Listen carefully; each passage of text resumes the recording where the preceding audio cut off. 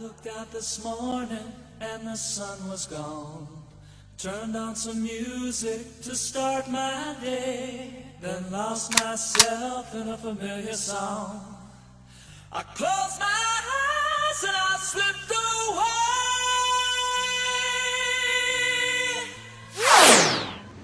This is the shuttle's fuel tank.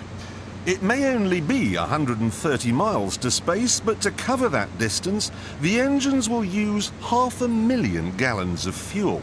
And that works out at 2 feet to the gallon. Despite the cost, however, NASA does need to test these engines once in a while.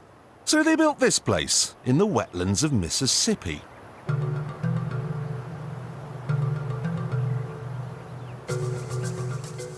The first thing they installed was a huge loudspeaker, through which they played white noise to simulate the sound of a rocket.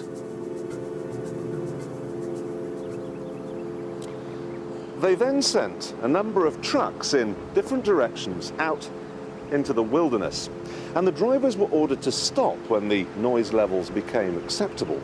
This gave them an imaginary boundary line, and anyone living on the inside of it was offered a simple choice. Stay, and you'll never hear another television program as long as you live. Or take the NASA shilling and get out. Or take the NASA shilling and get out. No one stayed, and NASA ended up with exactly what it wanted.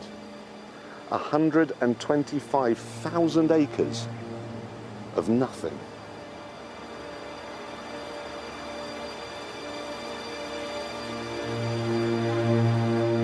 They even had to move 5 cemeteries, because the noise they were planning on making would wake the dead.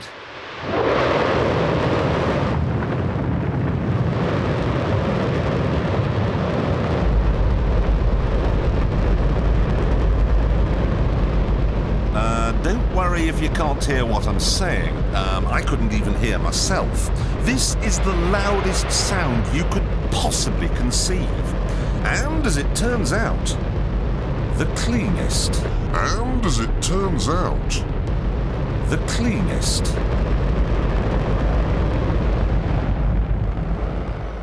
Now, the most amazing thing is that that cloud up there, which was generated by the engine, is just a mixture of hydrogen and oxygen. It's water vapor.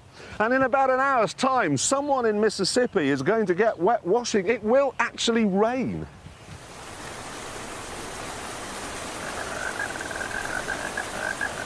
I told you! It's raining! That's unbelievable! Oh.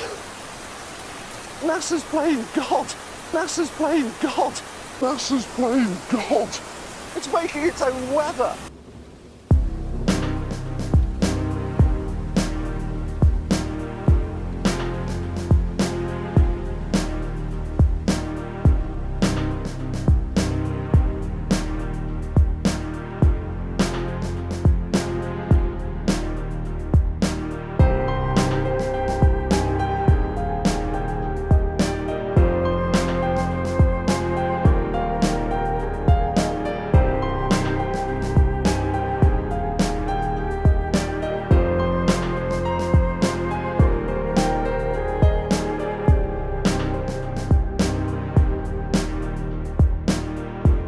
You must not believe ever anything that you hear on this show, or on the Chuck Harder Show, or the Tom Valentine Show, or the Larry King Show, or from Dan Rather, or Ted Koppel, or from George Bush, Bill Clinton, H. Ross Perot, or indeed even your own mother.